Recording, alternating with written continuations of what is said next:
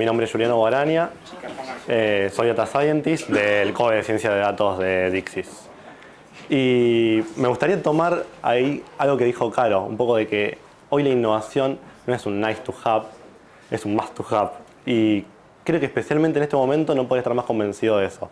Así que lo que me gustaría que hoy hablemos, que es una conversación, que podamos generar ideas entre todos, de cómo es ese recurso tan estratégico que son los datos, lo podemos transformar en ganancias.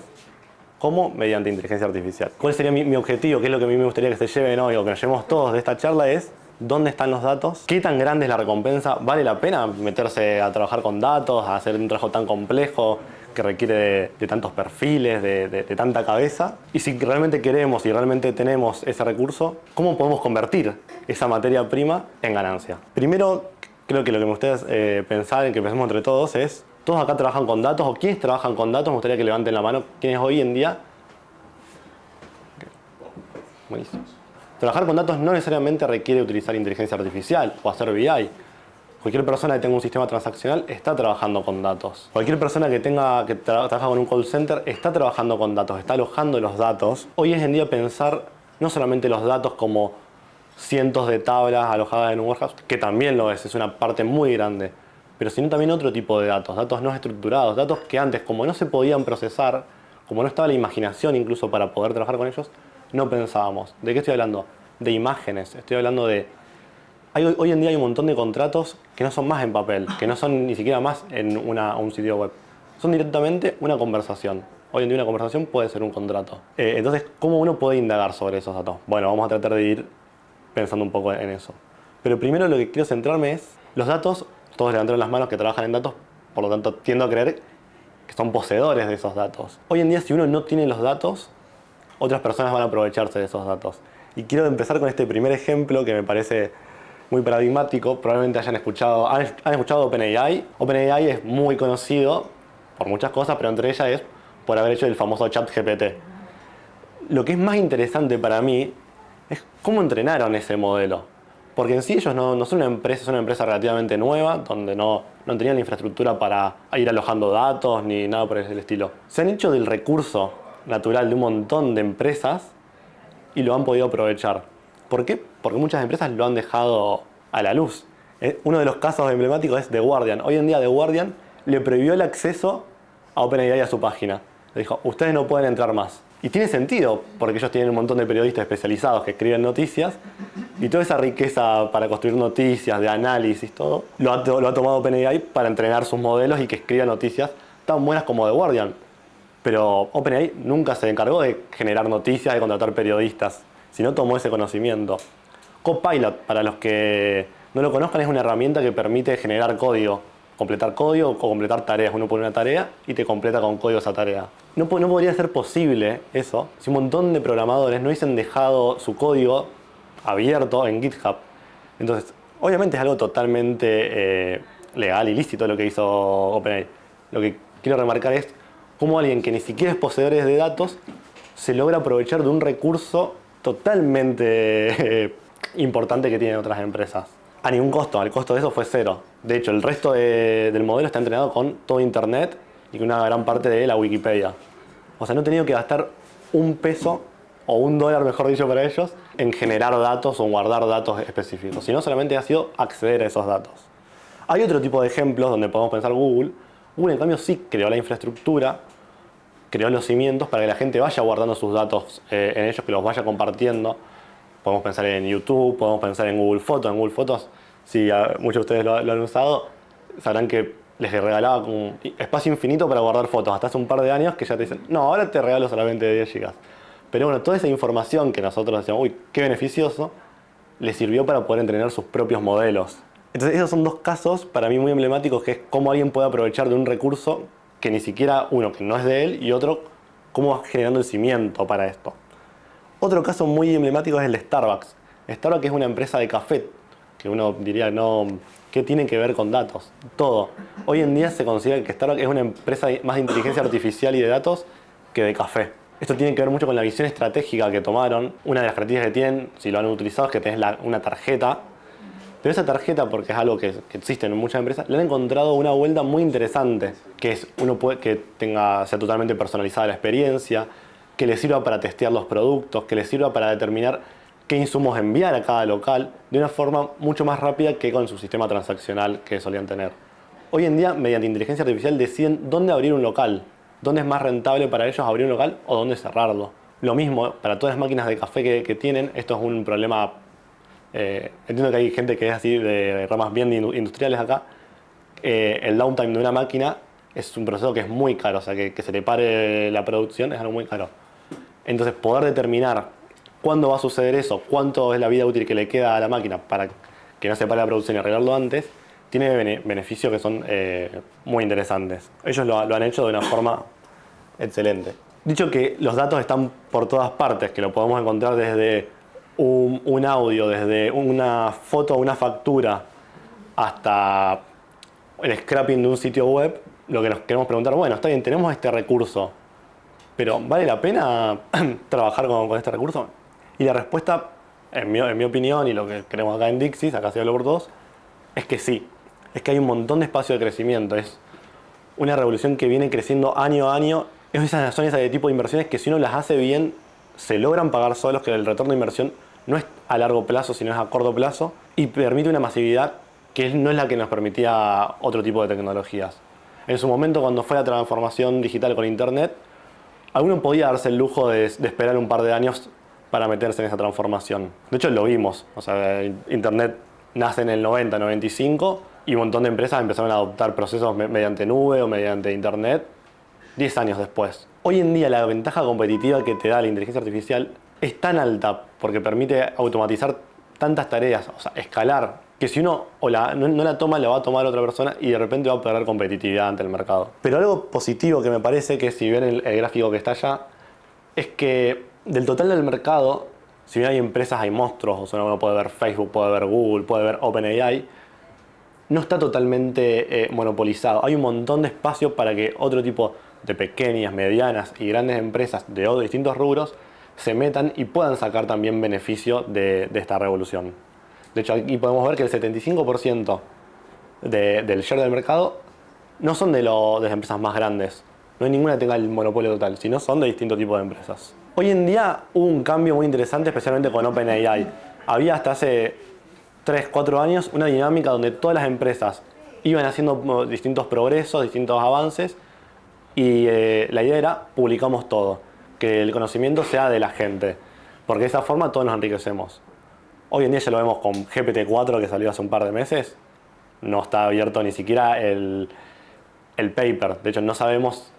Una diferencia que se supo, que se terminó filtrando, es que no es un solo modelo, sino son varios modelos. Y eso era lo que venía pasando y está dejando de pasar. Así que sí, es una preocupación que antes algo que se imagina totalmente abierto se está perdiendo. Pero no es así en todos los casos. Por otro lado, Facebook, Meta, se está dedicando a que todos los avances que está haciendo sean totalmente open source, que libera el código e incluso libera los datasets para entrenar esos modelos. Es una pregunta abierta hoy en día, ¿qué es lo que va a pasar? Hay empresas que van a jugar muy fuerte para que eso no pase, Microsoft lo está haciendo, pero hay otras que no, que siguen creyendo que es mejor que el conocimiento sea abierto, porque no sabemos hasta dónde podemos llegar todavía con esta rama. La inteligencia artificial es cuando una computadora, cuando un programa puede hacer algo que si lo hiciera un humano, diríamos que es una tarea que está haciendo de forma inteligente. Porque de vuelta, no es que haga cualquier cosa que haga una persona. Porque si no, podríamos pensar en un momento, cuando fue el cambio de los caballos a la máquina de vapor, bueno, ¿es inteligente el tren? No, porque está pedaleando. No, en este caso eso no es así. Pero entonces después, y por eso es tan amplia, hoy en día no está tan claro qué es que algo sea inteligente. Los más escépticos dicen, no, realmente no es inteligente. ¿Por qué? Uno preguntaría. No va a ser tan inteligente como una persona. ¿Qué persona? Si no, en un sentido uno podría pensar, bueno, una calculadora es mucho más inteligente que, salvo no sé, alguien que quiera comentar algo, pero yo hay cálculos que no lo puedo hacer hoy con la calculadora. Empezar a sacar raíces cúbicas de distintos números. Y un punto más, que para mí es muy importante, es que sea explicativo. Hoy en día los modelos mejoraron un montón. El Deep Learning, que fue como una de las últimas revoluciones antes de la IA generativa, era, bueno, yo puedo hacer esto mucho mejor que vos. Yo te voy a determinar si esta persona tiene un tumor mucho mejor que un médico. Uno diría, bueno, entonces ya está, no usemos más el médico. Pero después la pregunta que cada uno se tiene que hacer, Pero no te puedo decir. Yo te garantizo que lo hice con estas 100 personas y de 99, de 100 le pegué a 99. Un médico le pegó a 97. Pero la diferencia es que el médico te va a explicar por qué tomó esa decisión. Y después está en uno de decidir, ¿estoy dispuesto no sé, a dar mi vida, por ejemplo, a confiar en mi vida, mi salud, en algo que no me puede explicar por qué tomó esa decisión? Por más que funcione siempre bien, o casi siempre bien. Entonces, en ese tipo de decisiones, de vuelta, volvemos un poco al riesgo. ¿Qué tipo de riesgo estamos dispuestos a asumir con algo que no nos puede explicar las decisiones que toma?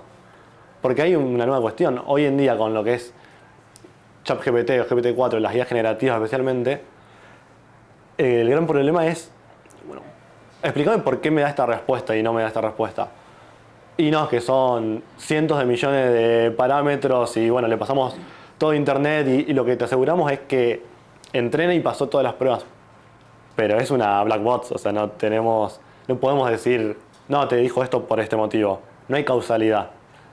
Entonces, por un montón de cosas, para que haga transcripciones, para que tome determinadas decisiones, buenísimo, pero hay otro tipo de cuestiones donde uno dirá, yo hasta acá estoy dispuesto, cada uno tomará esa decisión y yo creo que la sociedad misma va a ir diciendo qué límites le ponemos a ese tipo de herramientas. Bueno, acá un poco para que puedan ver las distintas vertientes, que está un poco cosas que fuimos nombrando acá, lo que es convertir las transcripciones. También eso, hoy en día está avanzando mucho en la IA generativa, agentes que puedan hablar como nosotros, que tengan ya una voz más natural, no solamente que las palabras que digan sean correctas, que tengan sentido y que tengan una gramática correcta, sino que sea más ameno, que sea como más una experiencia, como si fuera una persona. Así que bueno, lo que es NLP viene creciendo un montón, que es lo que es el procesamiento natural del lenguaje, sistemas expertos, también todo lo que tiene con visión. Hoy en día traer facturas incluso escritas a mano es un proceso que está mucho más bueno dárselo a una máquina que a una persona para que agarre y cargue la factura. Una de estas últimas transformaciones que tuvimos fue la de Transformers, que el paper se llama Atención es todo lo que vos necesitas. Y es una nueva forma de encarar los problemas donde es bajo una secuencia de palabras, un prompt, como dicen, o yo le digo una instrucción, que me devuelva otra cadena de palabras. Puede ser de palabras, puede ser de píxeles, porque también se utiliza mucho para crear imágenes. Pero bueno, un poco lo que la característica que tiene es que pueda crear secuencias de cosas. Secuencias de audio, secuencias de palabras, secuencias de imágenes. Por eso se llama generativa, porque permite crear justamente este tipo de cuestiones. Ahí volviendo un poco al tema que hablábamos antes, si bien vimos que hay un montón de ramas que puede ser, no sé, para hacer un forecast, para predecir demanda, para segmentar personas. A nivel negocio yo creo que hay dos grandes nichos. Uno es la automatización de forma inteligente, o sea, hacer procesos que hacía una persona capacitada en alguna tarea que la pueda hacer un programa. Y otro es la toma de decisiones inteligentes. ¿Qué quiere decir? Que si uno tiene que tomar una decisión importante, tiene un montón de variables, más en este mundo complejo, globalizado, donde tenés cientos de variables y tenés que tomar la decisión hoy, y no tenés el tiempo de correlacionar variable con variable, si bien uno puede tener una intuición de qué variables son más importantes, la inteligencia artificial lo que te permite es acortar, tener una información un poco más desglosada y resumida para que te ayude a tomar esas decisiones. Pero de vuelta, la parte de toma de decisiones no es dársela a la IA, sino es que te ayude a uno a tomar ese tipo de decisiones, especialmente las que son más importantes. Porque después sí, se me echan las dos, hay una intersección donde es la toma de decisiones automatizada. Ahora después, al final, tenemos tres casos, donde tenemos uno que te ayuda a la toma de decisiones, uno que es la automatización y otro que es la automatización de decisiones inteligentes. Ahí, voy muy breve con esto, podemos pensar que tenemos un círculo gigante que es la inteligencia artificial. La inteligencia artificial puede ser un sistema experto. Un sistema experto viene un experto y le va diciendo, pensemos un montón de sí, no, o de decisiones. Si pasa esto, hace esto, si pasa esto otro, hace esto otro. Y con eso puede determinar, no sé, la calidad de un vino. O, por ejemplo, un sistema lógico, que tenga una determinada lógica para decir, bueno, ahora si pasa esto, dobla a tal lado, y esto es una contradicción, entonces no hagas esto. Luego lo que aparece a partir ya del 80 es lo que es el machine learning, que es el aprendizaje automático. ¿Qué es el aprendizaje automático? Si hay gente que es más del rubro de la programación, puede ser que les sea más familiares. Cuando uno programa, uno le va dando instrucciones, le dice, Si pasa esto, hace esto, un if, un else, mostrame esto, tráeme esto de una base. El Machine Learning te dice, yo te voy a dar un montón de ejemplos, tantos ejemplos como tenga, que van a tener determinadas características y van a estar etiquetados. Aprende de eso y vos después decime cómo es el programa. Y uno de los últimos avances, que que ocurrió en el 2010, es lo que es el Deep Learning. Es hacer esto con las llamadas redes neuronales. ¿Qué tiene de bueno? Son fantásticas, hacen las tareas mejor que un humano. Súper específicas, o sea, puede clasificar si hay un tumor o no hay un tumor de una forma excelente. No son explicables, mayormente no son explicativas. Y ahora, esto es ahora, hace un año, 2 años, tenemos la revolución ya de todo lo que es la IA generativa.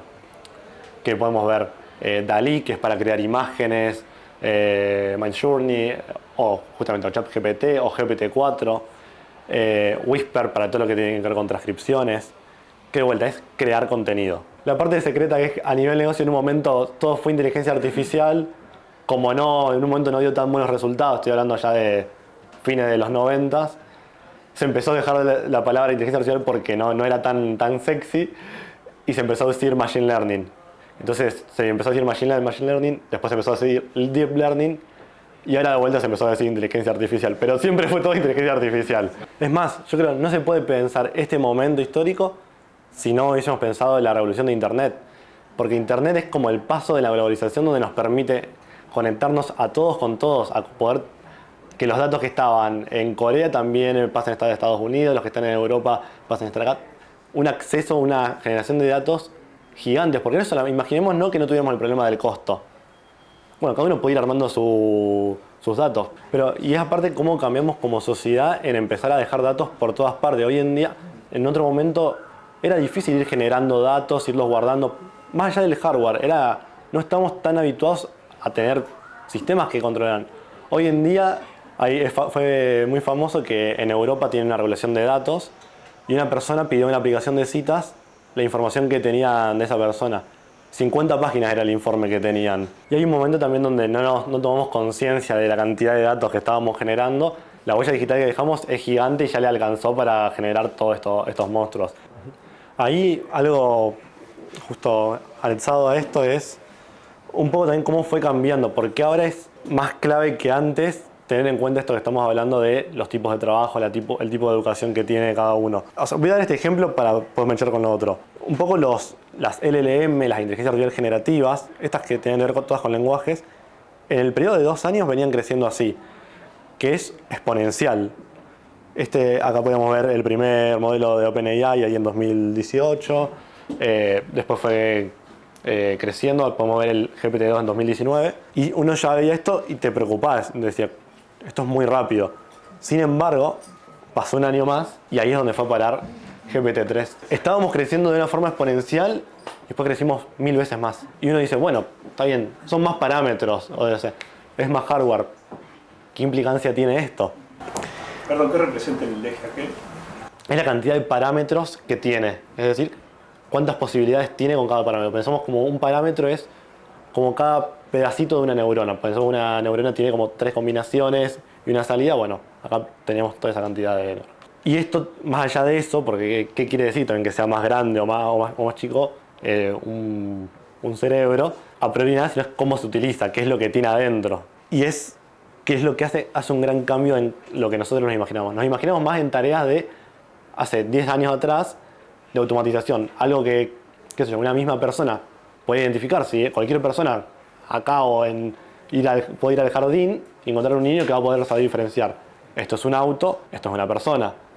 Y encontramos que el Deep Learning nos permitía hacerlo eso tan efectivamente como un niño, pero que es una tarea que cualquier ser humano puede hacerlo.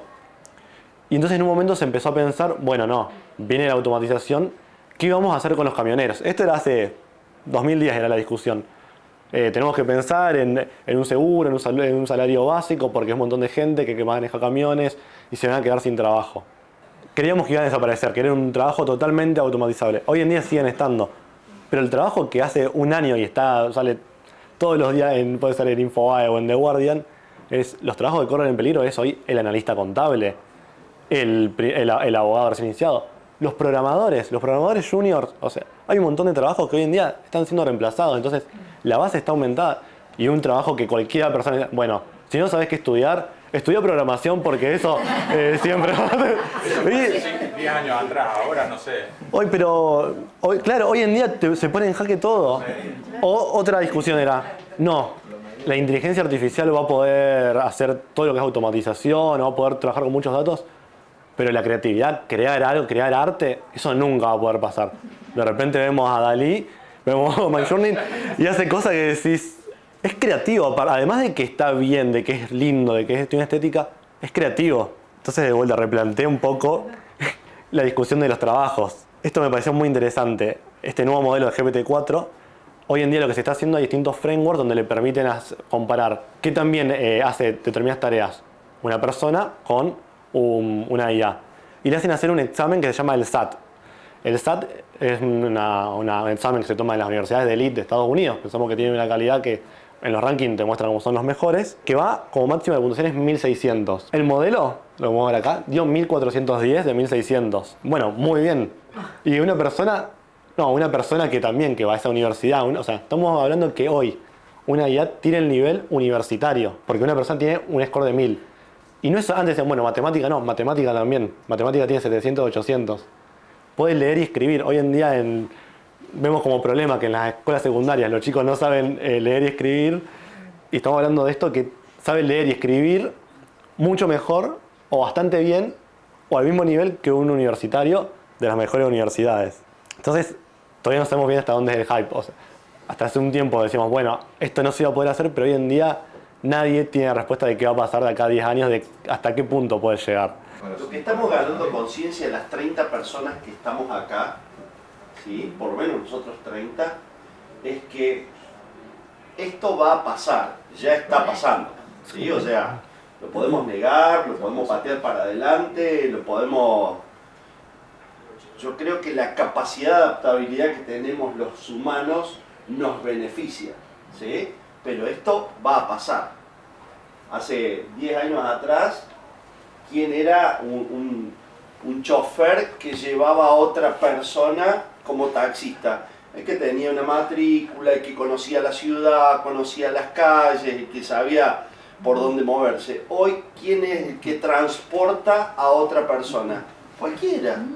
Se baja una aplicación y esa aplicación le dice, bueno, tenés que cobrar por este viaje de tanto a tanto. Entonces, lo que era sumamente peligroso, riesgoso para los taxistas siguen existiendo, como dijo Julie, ¿sí? Nada más que hoy tenés una oferta mucho más grande de Uber, Cabify, Didi, lo demás. Nadie se quedó sin trabajo, pero sí le dimos calidad al transporte de las personas, porque lo traqueamos, sabemos dónde va, sabemos por anticipado cuánto nos va a costar y todo lo demás. Entonces, hoy estas 30 personas que estamos en esta sala, nos vamos a ir con una idea de que esto va a pasar, está pasando. Andrean te está pasando en la máquina de inyección, ya está pasando. Hay una máquina que antes tenía una persona que veía cada uno de los tubitos, si iba o no iba, ahora es una máquina con imágenes. O sea, ¿qué pasó? ¿Qué pasó con esa persona que antes miraba y capaz que elevó su grado de competencia y ahora está haciendo una tarea de mucho más valor para la compañía que mirar tubito, como hacía Charles Chaplin, ¿viste? En el video de la automatización, ¿no? En la cadena de producción de ajustar tuercas. Esto está pasando, va a seguir pasando, y el ritmo lleva una aceleración que nosotros todavía no podemos dimensionar. Con lo cual tenemos que utilizar esta capacidad que tenemos los humanos de resiliencia y de adaptabilidad a tratar de seguir esa velocidad. Pero que está pasando, señoras y señores, está pasando. Claramente, no sé si ustedes están familiarizados con Nassim Taleb, se los recomiendo, si no, es un autor muy capo. Y hay un libro que se llama El Cisne Negro, Black Sabbath, que claramente se pasó esto. O sea, en un momento vimos, alguien nos comentó, che, ¿viste esto que habla como si fuera una persona? ¿Viste esto que le ganó al mejor ajedrecista? ¿Viste esto que le ganó al Go? Y empezó a pasar así, muy separados en distintos... Messi hablando inglés. Messi hablando. Claro, sí. Y ve uno viendo y decís, Ayer fue ayer, antes de ayer. che, y de repente ya estamos acá en esta, y esto es muy vertiginoso. Y estuvo pasando con distintos. La industria del banco y las tarjetas también era una industria que era muy conservadora y no nos imaginábamos ciertos cambios. Ya el home banking nos parecía a veces un montón. Y cambió un montón, o sea, y vino incluso de una empresa que no venía de ese rubro. Y después todos nos tuvimos que adaptar. Entonces creo que también un poco es pensar dónde está ese lugar, porque está el lugar donde nosotros también podemos tomar la iniciativa, tener esa ventaja y que después el resto se acople a nosotros. Yo el año pasado tuve la posibilidad de estar en un congreso que estaban todos los exponentes más importantes de inteligencia artificial. Estaba gente de la NASA, gente de los dueños de IBM. Y era, bueno, no, pero en ciencia también. O sea, hoy tenemos ya inteligencias artificiales que están investigándose. Estaba el fundador de DeepMind, que es la empresa que hizo este juego que ganó, que ahora también, si pueden ver la revista, en Nature es la revista de ciencia más prestigiosa. Estas son investigaciones. Es una inteligencia artificial que lo pusieron a investigar y descubrió cómo encontrar proteínas. Descubrió propiedades matemáticas. Es algo que hacía un doctor en matemática y de repente alguien pensó y tuvo una forma creativa. De hecho, esto es como otro tipo de esquema que se llama Reinforced Learning. Entonces, como no sabemos hasta dónde va a parar. Parece ahora que la inteligencia artificial generativa está llegando a su tope. Pero ahí era otro nuevo tipo de herramientas que no sabemos hasta dónde van a llegar. Así que vamos a ver 3 casos de uso, echando un poco con lo que yo decía antes. Toma de decisiones, automatización y automatización de toma de decisiones inteligentes. Y después sí, tanto lo hagan con nosotros, con quien quieran, cómo encarar un proyecto de ciencia de datos, de inteligencia artificial, con éxito. Y todavía algo más, qué cosas no hacer. Porque también es interesante saber qué hacer, pero más interesante todavía es dónde no hay que ir. El primero de los casos que para mí es interesante ver, porque cuando si uno nunca todavía un proyecto de ciencia de datos o de inteligencia artificial, es hacer algo que tenga el volumen suficiente, la potencia suficiente para tener ese retorno de inversión y seguir invirtiendo. Muchas veces lo que pasa es que se dedican muchos recursos, es mucho tiempo, nunca llega a ver la luz. Entonces vamos enfocarnos con casos que sean bien concretos, que se pueda mostrar cómo es ese ROI. Uno de esos en automatización es un caso que hemos tenido en banca, que era la transcripción y el análisis automatizado de contratos que eran por llamadas de call center. Es decir, se ofrecía un producto mediante un call center que era tercerizado, tenía que hacer determinadas preguntas, la persona para aceptar tenía que dar determinados datos y de esa forma quedaba validado y se formaba el contrato. Para que esto sucediera, las personas tenían que sí o sí dar determinados datos y para que dieran esos datos, la persona que llamaba tenía que hacer preguntas. ¿Cuál es el problema que tenía este banco? Tenía que poner una persona que escuchara, transcribiera y dijera en cada parte que estaba preguntando eso y que se estaba contestando de forma asertiva. ¿Por qué esto? Porque si no se hacía eso y después había un problema legal, podían tener juicios. Entonces teníamos 2 desafíos. Por un lado, transcribir algo que era en español, que tenía un montón de modismos, porque ustedes si han trabajado con el call center saben cómo que te llaman de todas partes, con distintos acentos, que no se escucha bien, que son aparte 2 canales, tenemos la persona que llama y la persona que escucha, que también el cliente también habla. Trabajamos con distintos modelos de transcripción y ahí eso es algo importante para que lo tengan en cuenta. Hay que ser agnósticos en tecnología. Hoy en día tenemos las 3 nubes más importantes, Google Cloud, AWS, Azure, y también hay otro tipo de opciones de software libre. Por ejemplo, para lo que es transcripción, estas 3 nubes tienen sus servicios propios. Y además hay una que se llama Whisper, que es de OpenAI, que es hoy la que le está ganando a todas. Puede ser que mañana aparezca otra, pero hoy en día esa es la realidad. De hecho, hicimos un benchmark comparando las distintas tecnologías. Logramos ahí transcribir todas estas llamadas, que en promedio tienen una duración de 20 minutos. Tenían cientos de contratos de forma diaria, entonces había una persona que tenía que estar escuchando, transcribiendo y analizando. Hicimos por un lado la transcripción total, separando los canales, también entendiendo qué palabras claves había que entender. Hicimos un análisis de sentimiento también para poder premiar cuando el operario justamente tenía un comportamiento mucho más eficaz y también midiéndolo. Y logramos automatizar el 80% del proceso que tenían de transcripción y análisis de llamadas. Y esto era pensemos que son dos roles distintos. Por un lado, un transcriptor, que es un rol que uno podría decirlo no necesita algo tan técnico para hacerlo, pero sí el análisis. El análisis uno tiene que saber bien el manual del banco, cuáles son el marco regulatorio, tiene que poder entender, es un analista. Entonces podemos automatizar los dos procesos. ¿Por qué digo el 80% y no el 100%? Porque hubo una parte, y esto un poco del cómo se va trabajando. Es muy difícil que se pueda automatizar, que ninguna persona más trabaje en eso, pero ahora las personas que trabajan solamente se enfocan en qué, en los casos más importantes, en los casos donde el sistema te dice esto no lo puedo entender o acá encuentro inconsistencias, revisalo. Eso también es algo que incorporamos que es importante. En vez de que te diga sí o no, se cumple o no se cumple, es importante también que te diga revisar. Y ahí es como cuando uno empieza a trabajar con la máquina y no es que le deja el trabajo solamente a la máquina. Así que bueno, hoy en día estamos analizando más de 1000 llamadas mensuales y fue un proyecto que duró la primera parte 3 meses, ya estaba en forma operativa. Que de hecho lo que pasó también es que no tenían, un problema que tenían, no tenían la escalabilidad para poder analizar todas las llamadas. Entonces tener una parte haciendo un muestreo. Hoy en día la idea es poder analizar todas las llamadas. Y el trabajo de que siga aprendiendo la máquina sigue sucediendo. Claro. Porque lo que va pasando va viendo nuevas reglas de negocio. A veces lo que pasa también es que una parte de los call centers son de distintas empresas, algo que se terceriza, entonces aparecen nuevas formas en cómo hablan o cómo dicen las cosas, entonces de repente hay que ir ajustándolo. Pero sí, lo grueso se hizo en 3 meses. Después hay otro caso que a mí me gustó mucho trabajar en este proyecto, que es la automatización de la toma de decisiones en una empresa logística. Pensemos lo siguiente, esta era una empresa de alimentos que tenía que brindarle mercadería a distintos distribuidores. ¿Qué problema tenían? Tenían varios problemas. Entonces ahí esto es algo interesante, hago un paréntesis que hacemos en Dixis.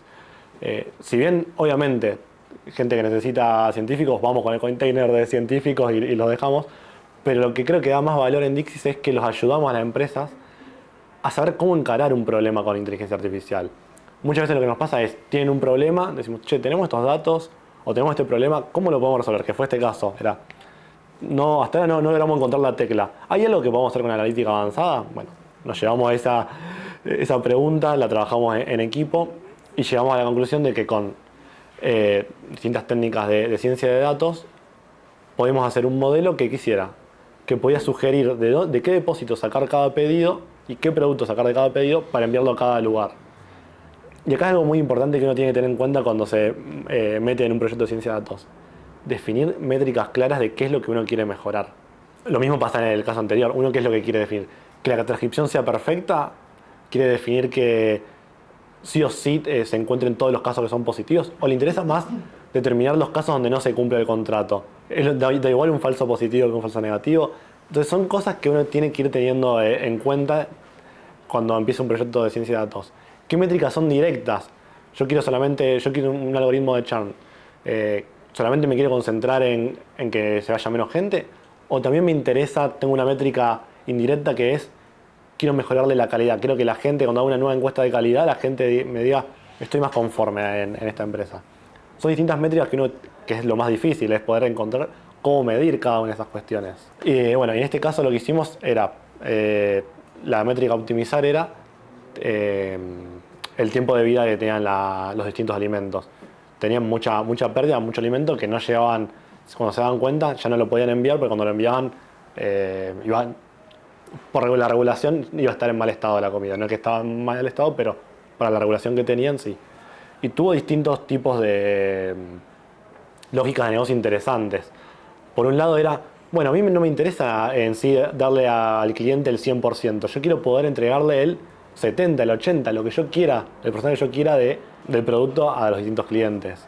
También tenían el problema de que algunos eran con picking y otros eran sin picking. Entonces tenías distintas restricciones por depósito y por alimento. También había órdenes donde uno podía decir, no puedes ir a 2 depósitos porque esto me es muy caro. Puedes sacar solamente de un depósito. Entonces encontrar todas esas restricciones y meterlas al modelo, si lo tenía que hacer la persona que lo hacía de logística, la persona lo hacía muy bien, o sea, lo hacía se le escapaba, era más grande que él, o sea, no tenía el tiempo suficiente, era un proceso que lo hacía de forma diaria, tenía que decir de dónde sacarlo, y no podía analizar todas las variables. No quiero mentirles, pero la cantidad de posibilidades que había era mayor a 1.000.000. Entonces, este era un problema de optimización, era cómo podemos optimizar y encontrar la mejor solución para enviar los pedidos. Que, bueno, de hecho tuvimos muy buenos resultados. En el mundo del retail, en el mundo de la logística, en el mundo de la manufactura, no tanto en el banco, esto es claramente un caso de éxito en el mundo de la producción y del transporte, logística, retail, supermercadismo y todo lo demás, ¿no es cierto? Digo, muchas veces cuando hablamos de sistemas de logística, sistemas de almacenamiento, podemos decir, no, yo tengo un WMS o tengo SAP, que tiene la solución de WMS, que me soluciona muchas de las problemáticas. Ok, el WMS de SAP aplicado al almacenamiento en mi warehouse te lo soluciona. Pero ¿qué pasa del dock para afuera? ¿SAP te hace cross-dock? No, no me hace cross-dock. O sea que lo tenés que definir vos. Lo tenés que definir intuitivamente. Lo tenés que definir porque te acordás que viene un camión lleno de lavarropas y que en lugar de descargarlo en tu depósito y después mandarlo a los otros centros de distribución o mandárselo a los puntos de venta, podés hacer un cross-dock o mandar ese camión directamente. Por ejemplo, el WMS de SAP no te soluciona esto. O tengo que cargar 5 campos y tengo estos 5 camiones y no me alcanza. Bueno, ¿de dónde saco? Todo esto muchas veces lo podemos hacer intuitivamente, pero no es escalable. Esta fábrica en particular saca 48 camiones por día. 48 camiones por día de producción. Pero recibe también otros 57 camiones de insumo. Entonces vos decís, ese volumen, a esa escala, es muy difícil tener un batallón de personas que está tratando de deliberar, che, no, este camión lo necesito para mandarlo a el franquiciado de Tierra del Fuego porque quiero posicionar mis helados griridos en Tierra del Fuego, o lo quiero mandar a Bariloche porque es la temporada alta. No, pará, que también lo necesito en Salta. Y ahí va la intuición y la percepción y la toma de decisiones. La toma de decisiones vos lo podés hacer intuitivamente, pero lo que siempre decimos en Dixis es la intuición sumando datos, la probabilidad de éxito de esa toma de decisión es altísima. Ahora, si la haces a las revoleadas, y posiblemente sea más dificultosa. En este caso eran millones de transacciones de logística para tomar en el momento. Y ahí un poco es también hacerse eco de la tecnología, porque un poco lo que comentaban recién con el software que utilizaban para hacer segmentación. En este caso, ellos también quisieron utilizar distintos tipos de software para solucionar el problema, nos lo contaron. Porque hicimos toda una mesa de trabajo para encarar cómo solucionar el problema. Y lo que pasaba es que había muchos que estaban en Europa, y en Europa en principio tiene una geografía muy distinta. O sea, lo que para acá nosotros son ciudades, allá son países. Entonces tenían, por un lado, ese problema. Y por otro lado, tenían toda una lógica de negocios muy propia de ellos.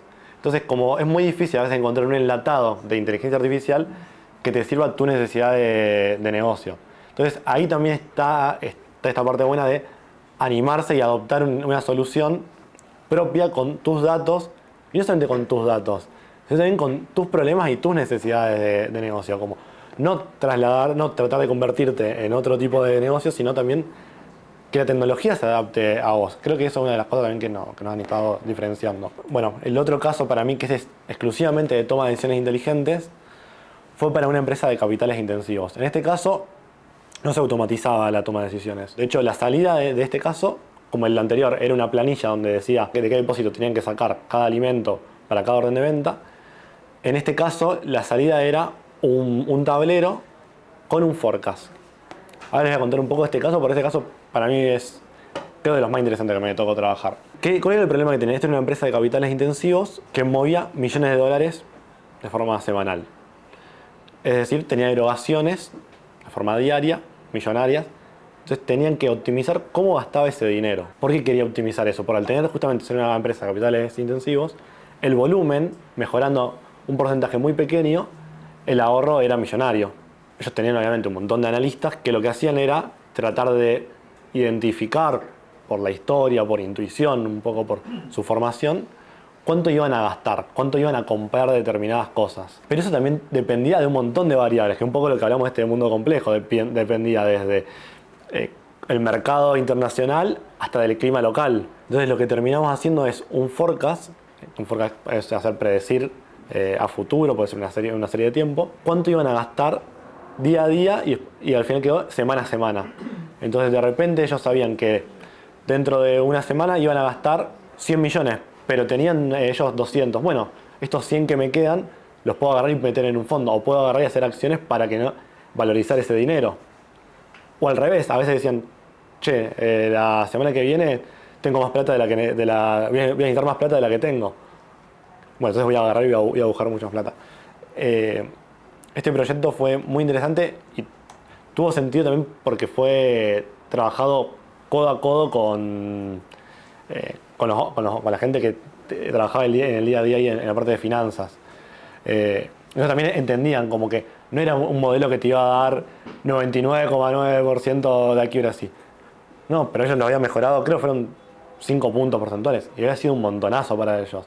Entonces, porque depende también esto es algo también interesante para entender, y cierro ahí a los casos de negocio. No es solamente que el accuracy te dé 99, que es lo que uno ve en los libros. Es que te dé dentro de lo posible, porque tenés la incertidumbre del mundo real. Es como, bueno, yo hice algo de trading algorítmico y si alguien les vende trading algorítmico que te da 100% de seguridad en ganancia, huyan de ahí. Y acá es lo mismo, es como dentro del humano, del riesgo posible, dentro de la variabilidad que hay en el mundo, que también puede estar. Y bueno, y yendo por ese camino, que es capaz menos fantasioso, pero más real y concreto, bueno, encontramos estos casos. Quiero agregar a lo que dice Yuri, que les venía contando, es muchas veces el mayor valor agregado que tenemos como Dixis es que en la industria donde nos caracterizamos, que hoy es banca, seguro, manufactura, retail, logística, transporte, ahora oil and gas y el mundo financiero, sabemos de lo que hablamos porque conocemos el negocio. Y si no conocemos a fondo, Naranja hoy, por su modelo de negocio y demás, no le vamos a proponer nada si no conocemos primero lo que decía Julie, es cuál es la variable que querés medir, cuál es la variable que hoy es dolorosa para vos. ¿Son los pedidos de parte de los franquiciados? ¿Es la logística porque es una parte del costo directo dentro de la producción? ¿Es conseguir los camiones? Muchas veces nos dedicamos y tomamos tiempo para estudiar el negocio si es que no estamos en ese negocio y hace 15 años que conocemos el negocio. En estas verticales donde les mencioné, nosotros conocemos el negocio, pero siempre nuestra pregunta de bandera o mascarón de prueba va a ser ¿cuál es la variable que querés medir? ¿Y cuál es la variable que es tu dolor? Y ahí empezamos a desandar el camino. ¿Sí?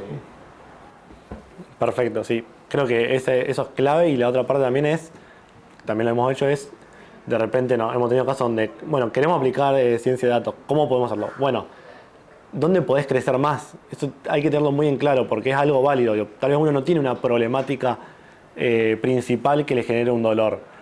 Pero sí quiere empezar a meterse en este mundo, es identificar dónde hay mucho volumen, dónde hay mucho impacto y los 2 ingredientes principales. ¿Tengo los datos para hacer esto? ¿Y tengo la infraestructura para después poder montar esto? ¿O dónde lo voy a montar? Porque esos son los 2 problemas. Proyectos donde no tienen los datos para aplicarse, o proyectos donde después no los pueden utilizar. Uy, qué bueno, el modelo está buenísimo, da bien, es genial, me encanta. ¿Lo puedo usar? Ah, no se puede usar. Entonces son muy, muy importantes estas 2 variables y siempre ahí las tenemos en cuenta. Ahora vuelvo a algo así un poco más divertido y después nos metemos ahí en algo que que nos va a servir a todos algunos consejos y todos para llevar un proyecto de ciencia de datos. Muchos de ustedes conocen ya ChatGPT, me habían dicho que sí. Y no sé si han probado GPT-4, ¿alguien de acá lo utilizó? Bueno, buenísimo. Entonces vamos a ver algo que está bastante divertido. Imagínense que ustedes, esto es una planilla bastante común que uno podría trabajar. Tenés un date, tenés la región donde es, categoría del producto, el producto en sí, quién lo compró, el precio de cuánto salió de la venta, el costo que tuvo y el profit que se desprende del sales y del cost. También la ciudad, el estado, el país. Hay una planilla que cualquiera podría encontrarse y algo típico tal vez que a ustedes les pasaría es, bueno, tengo una analista, alguien que me está dando una mano y digo, che, necesito saber cómo fueron las ventas. En un lenguaje bien natural le mandaría un correo y le diría, o hacemos un reporte sobre esto, a ver qué viste. Estas son las nuevas oportunidades que no nos imaginábamos. Yo acá lo que hice, yo tengo acá la versión Plus, subí la planilla y este fue el prompt. Uno puede hacerlo mucho más sofisticado, pero esto era solamente para que vean desde lo más mínimo los resultados que uno puede tener. Es una versión nueva, esto es todo muy nuevo, para aplicarlo después a un negocio, o sea, por fuera del cartelito que uno tiene acá, de la interfaz gráfica, tiene más complejidad utilizar la API. Pero pensémoslo que los datos aparte son seguros, que no ponemos en riesgo nada, quitamos nombres, todo. Y lo traemos acá. Yo subí solamente esto y le dije, haz un análisis de esta tabla. Entonces me dice, bueno, voy a abrir la tabla. Si yo abriera acá me va a mostrar el código que utilizó para hacer eso. Entonces yo después lo puedo replicar en Python. Pero eso lo descartamos. Veamos lo que nos dice. Dice, bueno, estos son los datos que tenemos de cada columna. Bueno, buenísimo, no está mal. Logró abrir el archivo. Y dice, bueno, voy a hacer un análisis. Y ya lo primero que te tira, dice, bueno, primero voy a sacarte los totales, voy a sacarte el total de las ventas, totales de los costos, totales de las ganancias. Entonces ahí ya tenemos esa info. Yo no le dije, haz esto. Pero creyó que era interesante. Bueno, vamos a segmentarlo también por categoría. Entonces ahora me lo segmentó por grocery, por papelería, por muebles. Y después de eso te hace un análisis. Me dice, bueno, la categoría de grocery es la que tiene mayores ventas y ganancias. Ya también te pone un orden. Después te lo segmenta por región. Si es este, oeste o central. Y también te tira qué es lo que vio de esto. Vieron un solo prompt. Después te tira por año, diferencia de año. Entonces uno muy claramente acá puede ver, 2015 tuve en ventas 19.000, acá pasé a 28.000. Bueno, pero en ganancias no fue tan lineal, porque en ganancias fueron 16 y ahora acá fue 19. Es decir, que no hay una correlación lineal por lo menos. También acá te dice ya que ve algo estacionario. Le los ojos a todo, ¿eh? Por $20. Por $20. ¿Cuál es el producto más vendido? Todo esto es un reporte que creo que cualquier persona, si a mí me lo piden, no lo haría tan rápido. O sea, no, en un clic creo que nadie lo podría hacer tan rápido. También te dice los 10 clientes que más compraron. Esto está bien, pero son datos ahí tabulados. Me gustaría que me dé algo más. Bueno, yo puedo decir, ya que está, hacemos algo un poco más visual. Mostramos un poco más cómo se ve la rentabilidad en ventas, en ciudades claves. Y dice, bueno, listo, buenísimo.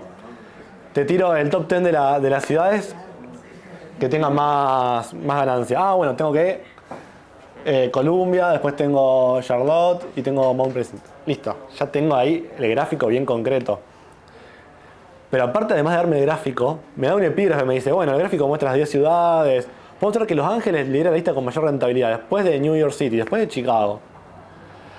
Te dice, esto te puede servir para un foco estratégico en marketing o en expansión. Y digo, bueno, pero mostrame un par de gráficos más interesantes. Y ya te muestra después en el tiempo. Te muestra distribuciones por categoría. Este, por ejemplo, muestra las tendencias mensuales de venta y ganancia a lo largo del tiempo. A mí me parece increíble porque uno va viendo cómo va uno como otro. En este momento acá podemos ver, por ejemplo, ya cómo acá se mantenía esta variabilidad, pero acá cambió, acá hay un salto. También acá distribución de ganancia por categoría de producto. Y así uno podría seguir. Pero esto aparte no es que le dije algo específico. También si yo le hago una pregunta específica, me va a contestar la pregunta específica. De hecho, la persona que hace query de SQL y hacer query de SQL solamente, por más complejas que sean, ya no tiene tanto valor. tendrá que hacer algo más, porque esto lo hace, básicamente lo que está haciendo acá son queries. Nada más que la está haciendo en Python. Y después toma el resultado de esas queries y aparte te hace un análisis. Probablemente a alguno le haya pasado que si alguna vez trabaja con alguien que hace ETL, te hace la parte de ETL, pero después no te hace un estudio, no te hace ni un gráfico y no te dice, ¿y qué me puedo decir de esto? No, ¿qué crees? Eso habla con otra persona, con un analista, no, yo te traigo hasta acá los datos. Y acá tenemos algo que integra todo. Entonces esto es un poco, para salir un poco del high y decir, esto es real, es concreto, estas cosas se pueden hacer ya hoy por $20. Así que bueno, esto es un poco lo que estamos teniendo y esto se puede utilizar mediante también la API de ellos. Para utilizarlo mediante la API de ellos es mucho más sofisticado, pero bueno, también tiene otro tipo de ventajas porque de repente lo pueden integrar a sus datos, a su base de datos, a que algo de todos los días de forma diaria te llegue un correo con esta información o que te genere un tablero en Power BI que te tome estos datos. La gran diferencia que tienen estas tecnologías de hoy en día, que son las inteligencias artificiales generativas con las de Deep Learning, es que son multimodal. ¿Multimodal qué quiere decir?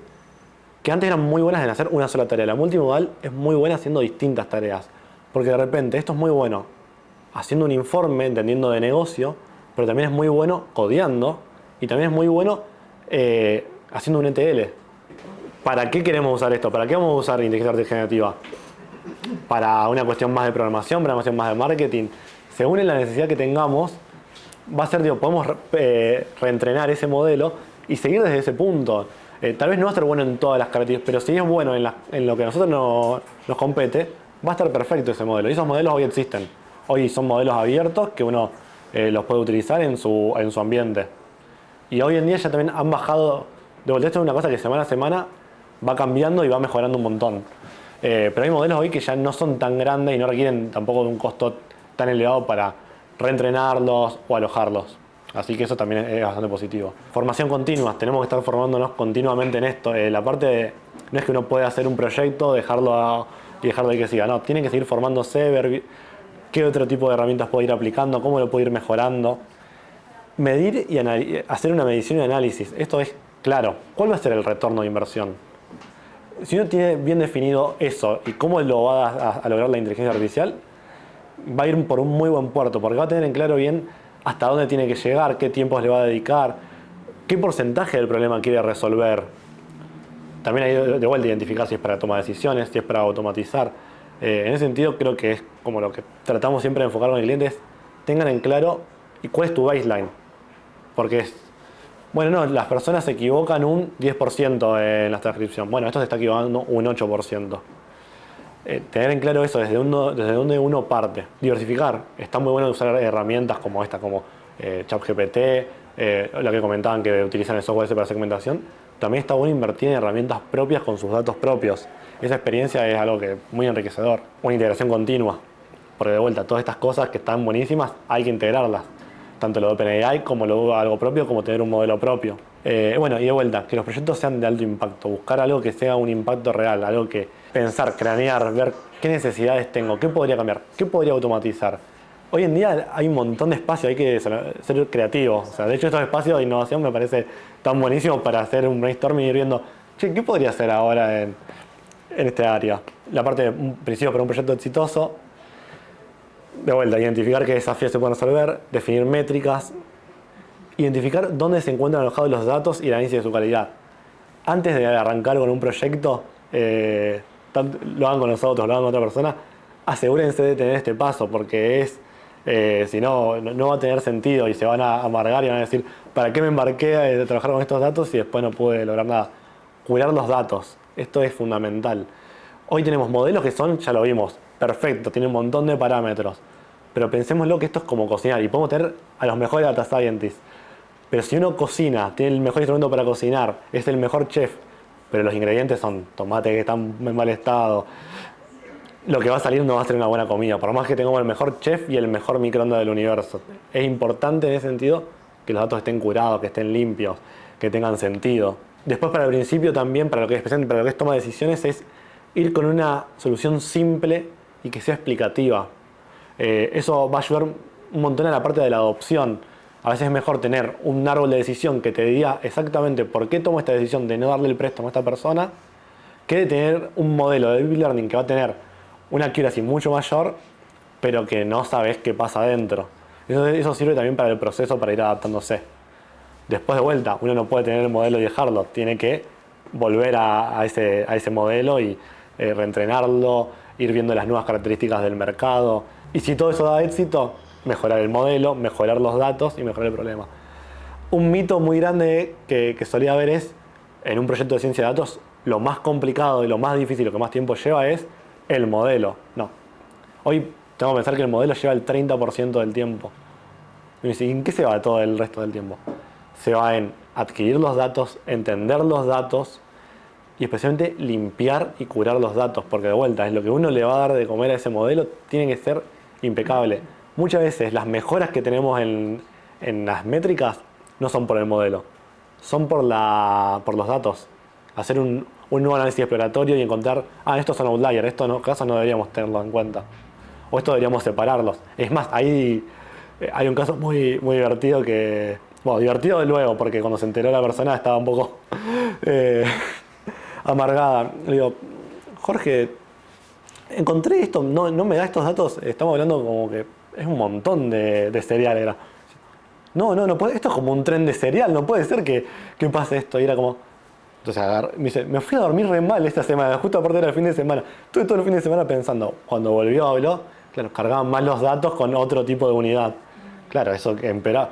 Por eso no se podía analizar ningún tipo de dato, por eso daba todo un chino. Y cuando realmente se ponía a hacer el análisis, se preocupó, dijo, no, ¿qué es lo que está pasando acá? Y era algo que venía pasando ya hace un tiempo. Una carga mal de datos. Algo tan simple como eso hizo que no se pueda hacer un modelo y aparte que te complique la organización de tu empresa. A mí me gusta mucho Charlie Munger, que es un financista, es como muy importante, un inversionista, que es como el socio de Warren Buffett, que es como más conocido, que te dice, no es tanto saber dónde hay que ir, sino es, decime, ¿dónde voy a morir? Así sé que no tengo que ir para ahí. Y yo creo que, de vuelta, hay un montón de posibilidades para que apliquemos inteligencia artificial en nuestras organizaciones. Es importante tener en cuenta qué cosas no hay que hacer. La clave de los ingredientes, si los datos son pésimos, si están rotos, si no sabemos de dónde vienen, eso es una red flag. Cuando alguien te viene y te dice, yo tengo un modelo 99% de accuracy, eso lo he visto un montón de veces, y después lo utilizan, che, esto no puede andar productivo. ¿Cuál es la falacia de del 99% de accuracy? Porque ni siquiera es una estafa indirecta que termina sucediendo muchas veces con algunos tipos de profesionales. Vamos al caso de fraude. En sí, pensamos en una empresa, el fraude es algo que ocurre con un porcentaje muy bajo, por suerte. Pensemos como algo grande, 99,1, un 1% de fraude. Entonces viene alguien y dice, bueno, yo te voy a hacer mi modelo y te aseguro un 99% de accuracy. ¿Qué es lo que se tiene que encargar de hacer? Voy a decirte siempre que no hay fraude. El 99% de las veces le va a pegar. Obviamente no hacen esto los científicos, pero terminan generando ese sobreaprendizaje, overfitting se llama, y lo que termina pasando es que terminan generando esa accuracy, pero es malo porque realmente los casos importantes, que son el fraude realmente que querés detectar, no lo estás detectando. Sos muy bueno para detectar cuando alguien no hace fraude, pero sos malísimo para detectar cuando alguien te hace fraude. Entonces, de vuelta, es muy importante uno tener en claro cuando contrata a alguien las métricas, qué métricas son las que estoy mirando. Y de vuelta, cuando algo es demasiado bueno, cuando alguien te dice 100% de accuracy, desconfíen. Después, de vuelta, modelos solo aptos para laboratorios. No tiene sentido un modelo que es buenísimo, que es hermoso, que te hace todo. No se puede integrar, no se puede utilizar en producción. Bueno, esas cosas hay que tener siempre muy en claro. Decirle, bueno, pero ¿esto dónde lo voy a poder utilizar? ¿Cuándo lo puedo integrar con mi sistema? Otra cosa que suele pasar, proyectos interminables. Se termina... No, 2 años vamos de... No, es que todavía no encontramos un modelo que llegue a la accuracy adecuado. Y no se utilizó nada, se gastó todo el presupuesto del año y no se pudo utilizar. Entonces, proyectos tienen que ser cortos. Idealmente es bueno tener una POC, una prueba de concepto que dure 4, 5 semanas, 6, y después embarcarse en el proyecto, en cómo uno va a integrar tanto los datos como la salida. y hago de vuelta el énfasis en lo que es comida en mal estado, tengan mucho cuidado con los datos, aprovechen y hagan por más que sea que tenga un tiempo más demandante y lleve tiempo, en cuidar los datos, en tener un data warehouse, en tener los datos que sean de calidad y curados, lo van a ver, van a gastar muchísimo menos dinero en sus modelos después, porque como les decía, el 70% del tiempo no es en los modelos, es en curar de esos datos. Si es menos tiempo en curar esos datos, es menos tiempo que se gasta en esa parte. Así que, bueno, esto es todo, chicos. Gracias.